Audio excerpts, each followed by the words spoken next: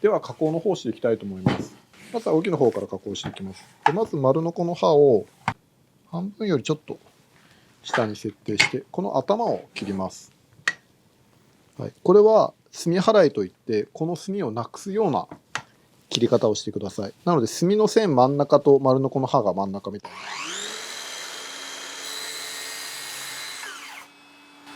はい、裏に回して、同じように切ります。はい、でここ補助線を書いてあげてください。高さの50の線を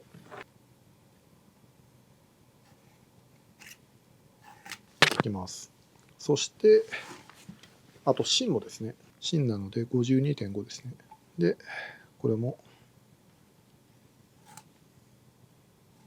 この頭のやつも下げておきます。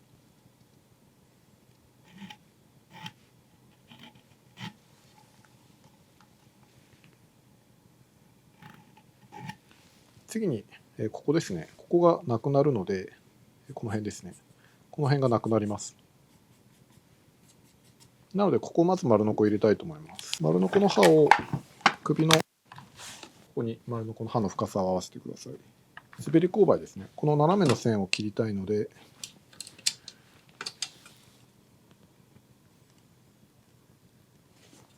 フリーアングルで合わせます。カットするのに延長の線が欲しいので伸ばしてあげてください。でこれを切ります。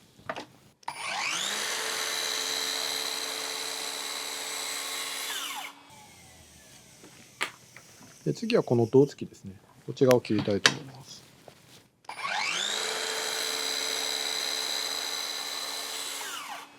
あとはここに細かく丸のこの切り目を入れていきます。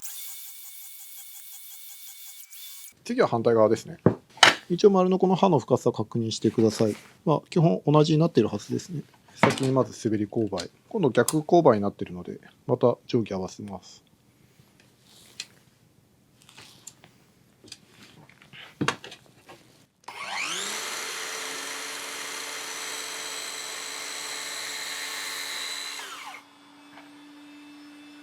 はい、また先ほどと同様に先に胴付きを入れてからまた丸のこの刃をいっぱい入れていくという感じですね。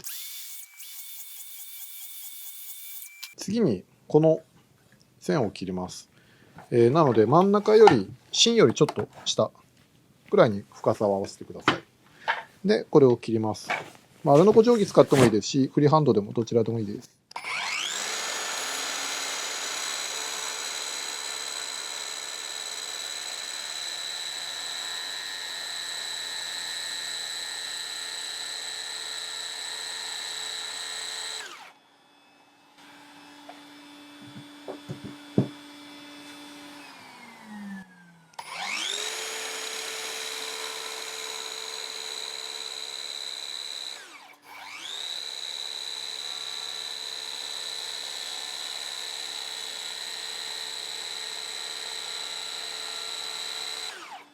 次に下刃ですね。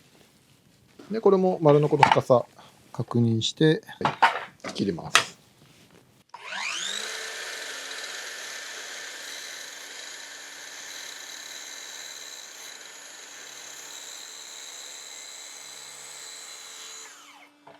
最後にこの斜めですね。この斜めはもうフリーハンドでいくしかないのでフリーハンドでいきます。あと丸のこの刃の深さは半分よりちょっと出てるくらいですね。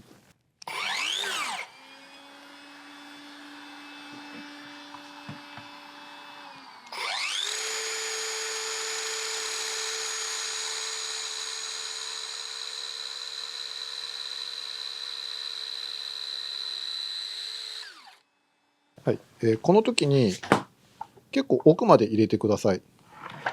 ここまで丸のこの刃入れたんですよね。するとここも取れます。ここまでしか丸のこを入れなかったらここ残るんですよ。ここですね。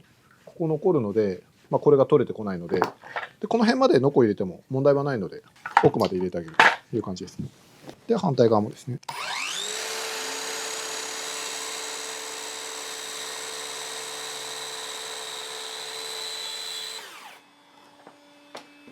縦引きのノコ切りでこれをここまで入れます。この丸のこれ残った分ですね。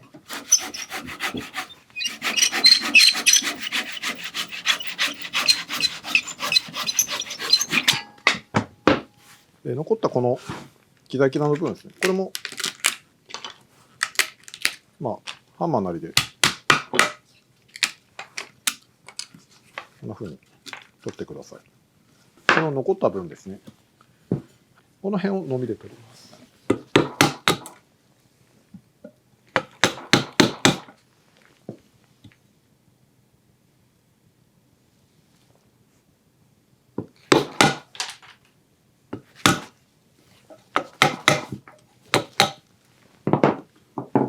であとこの時にこれこのまま下まで全部いかないでください。これ無理に下まで行くとこっち側ポロって取れちゃうというか深く取れすぎたりするので、こっち側から半分こっちも半分で裏からまた半分っていう感じで取ります。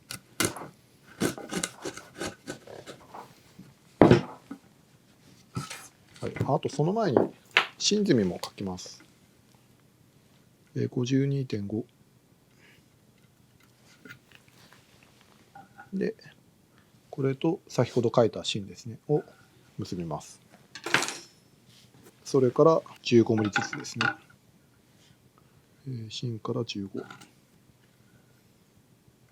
れも芯から15ミリと。はい、まあでもこれは丸のこの深さがガイドになっているので、まあその線通りでも大丈夫ですけど、一応基本としては線を引くというのを覚えておいてください。はい、でこれ墨通りに切ったら、あとは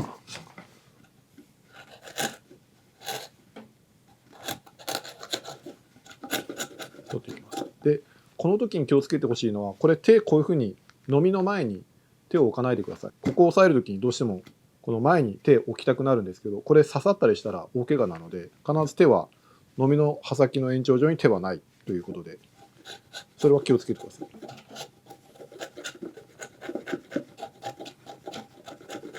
はい、で反対側もですね。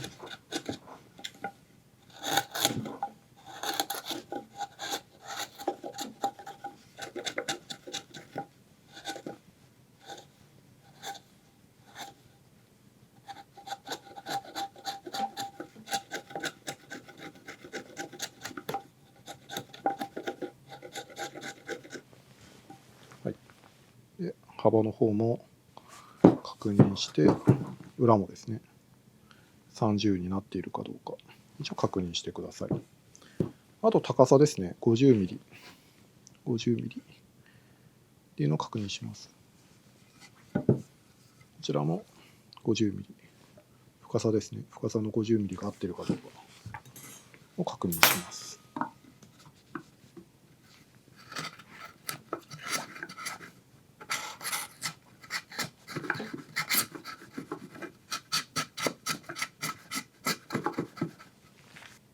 今ちょうどちょっとここガタガタしてるんですよね。ここガタガタと。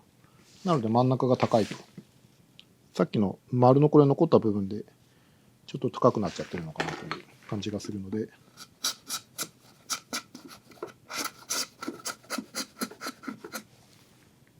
それを取ります。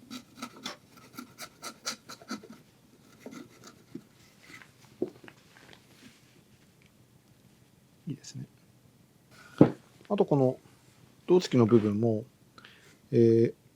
丸のこがぶれたりするとガタガタする時があるので、大丈夫かですね、確認してください。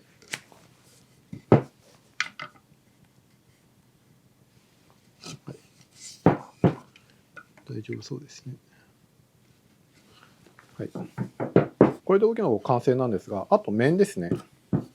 先に当たる部分、入れる時に角が当たっちゃうので、当たる部分をこうやって面を取ります。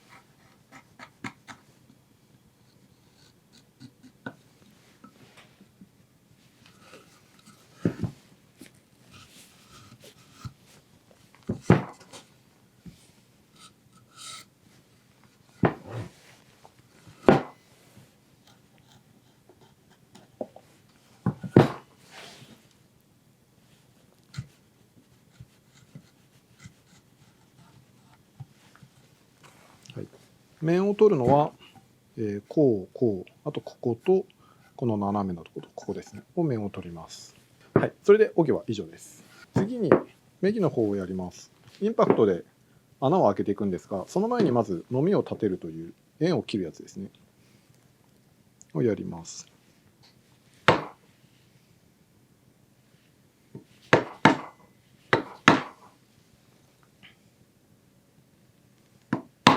これはもう墨のぴったり墨半分ですね。狙ってのみを立てます。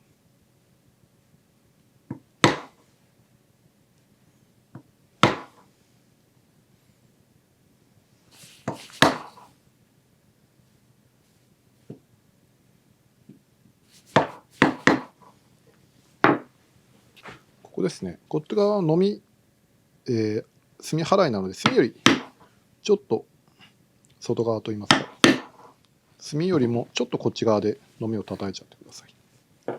はい。これでのみ入れたので、インパクトで穴を開けていきます。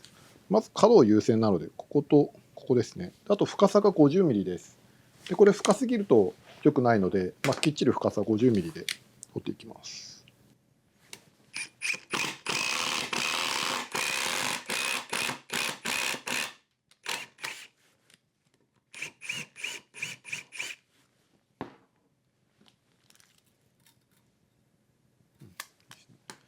大体1回 45mm を狙って 45mm ぐらいで掘ってのみで残りの 5mm を調整するイメージでいくといいと思います。はい。で取ったので次丸ノコでここですね切りたいと思います。まず丸ノコの刃をこの深さここですねここに合わせます。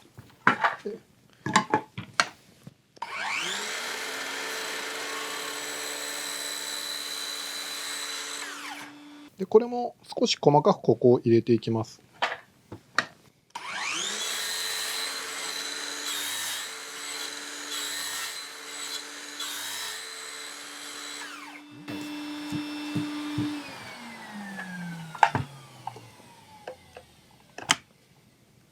はい、次は丸ノコの深さをこの墨よりも下に設定します。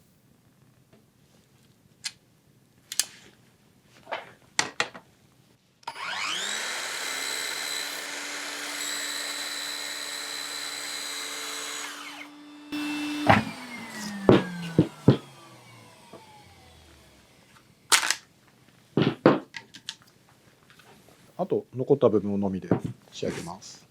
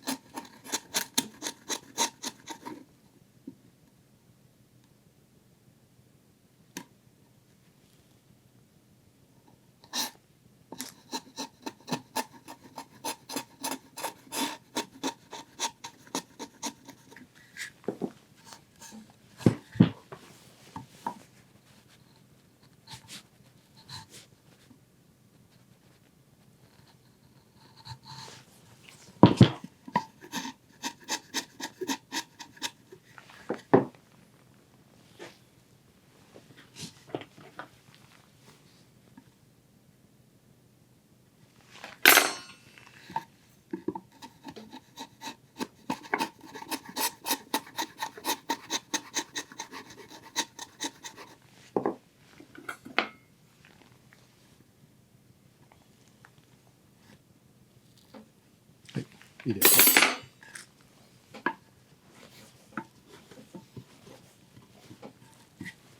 はい。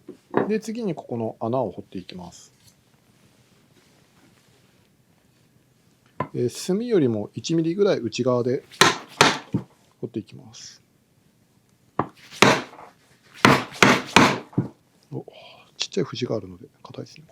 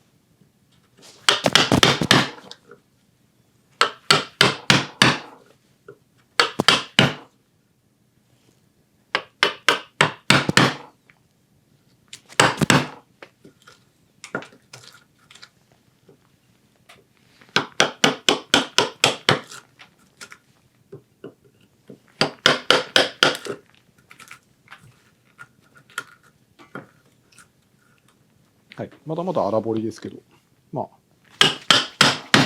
とりあえずはまっすぐな穴のイメージで彫っていきます。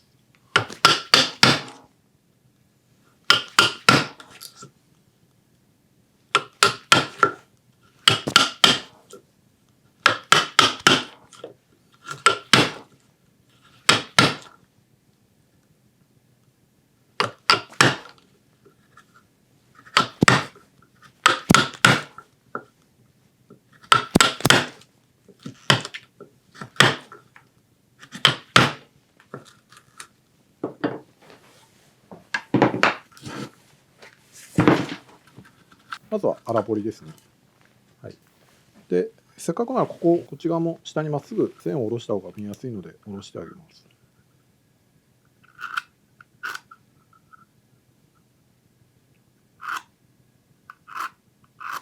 はい、これでまっすぐだっていう基準ですね。はい、ここ中がですね、ここを斜めにこういうふうに掘り進めていきたいんですけど、この状態で掘っていくとここの角も一緒にメリって持ってかれたりするんですよね。なのでここで斜めのところで円を切りたいと。滑り勾配の前の隅ですね、これをまっすぐ下に下ろしたラインが0になるので、ここで一回のこめを入れてあげます。これですね、この中の線、これこの線、この、滑り勾配からまっすぐ金で降りた線ですね。ここを手のこで入れます。でこれ普通のノコギリとかこういうノコギリだと入んないんですけど、入んないんですよ。でもこういうゴムボーイみたいな細いやつって入るので、これで切ってあげます。ここですね。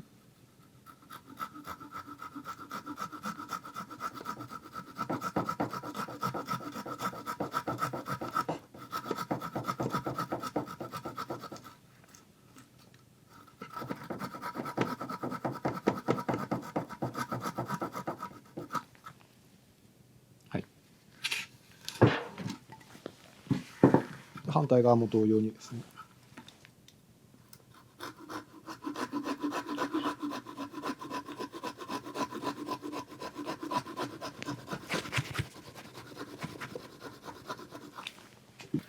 ここにのこ目ですね。ここの奥までできるだけ入れました。で今度このアリの釜の頭の斜めを取っていきます。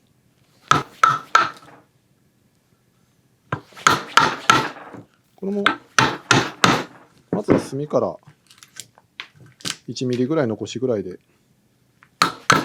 少しずつ、何でしょう、1ミリずつだんだん近づけていくみたいな感じで徐々にいってください。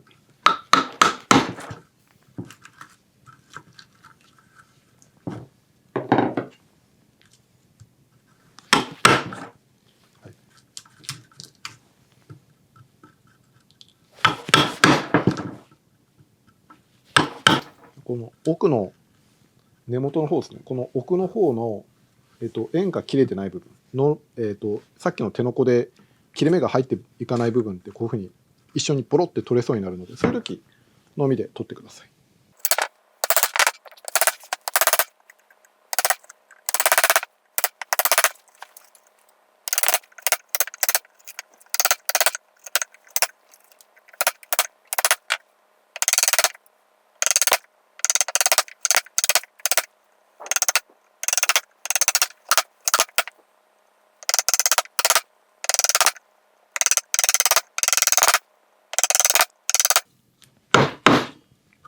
はい、で、大体隅に狙って取っていきます。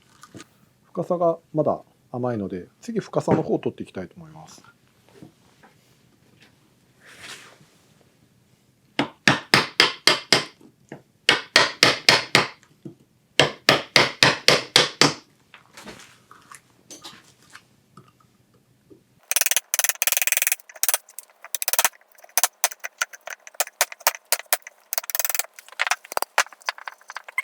深さの方を確認します。はい。大体いいですね。ちょっと角の方残ってるんですけど、はい、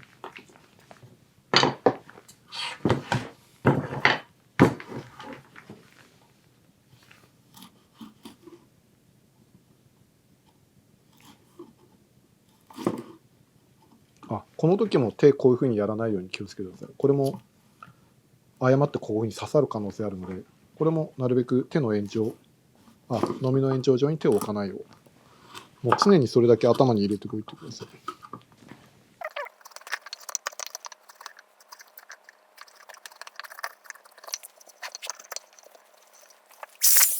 だいたい荒彫りが終わったので、今度これをまっすぐ彫れてるかですね、確認してください。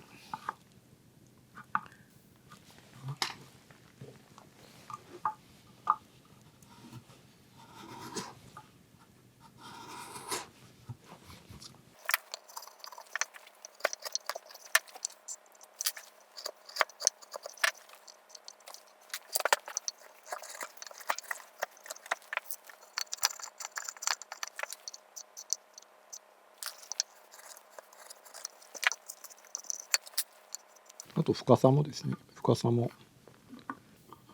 ください。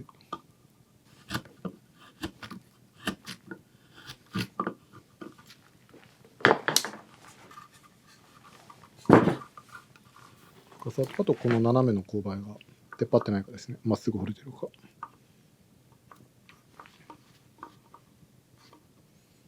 はい、を確認します。はい。で、大体いいですね。あとは滑り勾配ですね。さっきはまっすぐノコ入れたんですけど、今度は正確に斜めにですね、滑り勾配をカットします。差し金で、まずこの5ミリまっすぐ降りた線を下まで下ろしてるっていうのと、中で言うと80ミリですね。ここの胴付きですね。この根元から80ミリいったところ、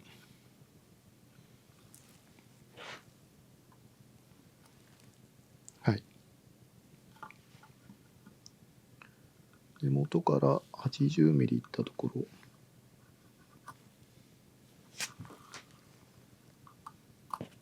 はい。と、上の、75の線ですね。はい。この胴付き、ここから80ミリいったこの点とこの上の線ですね。これを結んであげるという感じです。でこれを反対側も、はい、でこれを手の方で切ります。またさっきと同じですね、斜めに。でこれはもう本当に慎重に切ってください。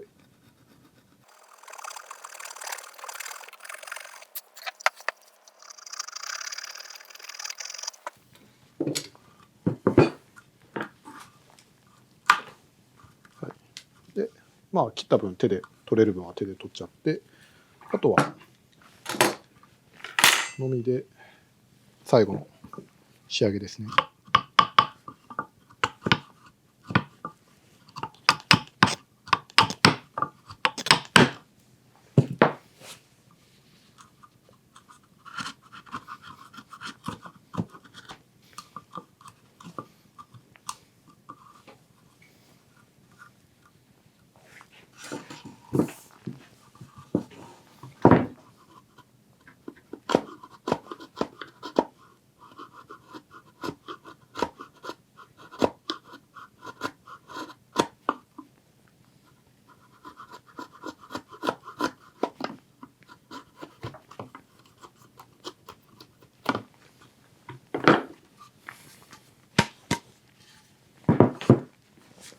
はい、これで彫れました。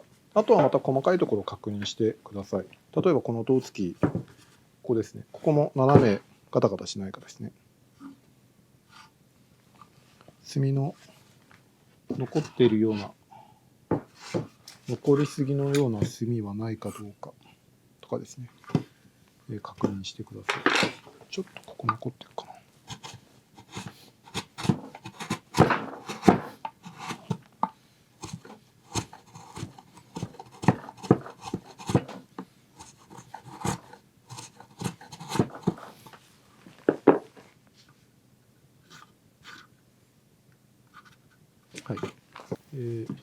中はこんな感じですね。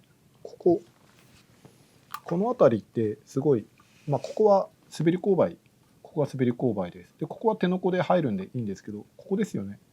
この部分ってすごい取りにくいんですけど、でここものみをこう入れて、ちょっとグッてやったりとか、ここで、必ずこっち方向とこっち方向で円を切ってから、こう入れて、グッてやったり、グッっていうようなイメージで、取ってあげると、こっちもですね、これで円を切って、こう入れて、グンみたいな、グッグッっていうような感じで取ってあげると、僕のここの方は取れやすいと思います。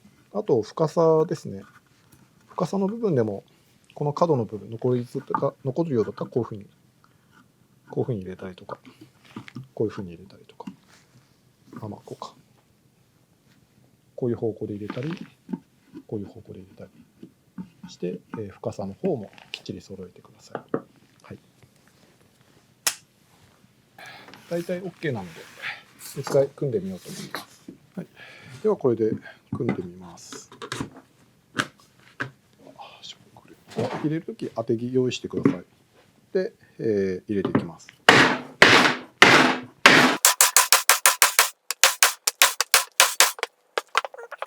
これがフラットだとちょっとなんていうんですかね、跳ね返って入っていかないので、右側を下に浮かしてあげてですね。はい、こういう感じです。はい。重要なのがここですね。この長さ、これ目木と荻でここの長さ揃ってるっていうこと。右側の75と荻側の75の線と、あと滑り勾配の線がそれぞれ揃ってるっていうのが大事です。これがもしもずれてると、継ぎ手でここで長さが1ミリ伸びてしまったりとか、逆に1ミリ詰まってしまったりとかっていうふうにならないようにですね、これが計算通りになってるという、この長さがですね揃ってるっていうのもすごい重要なポイントです。例えば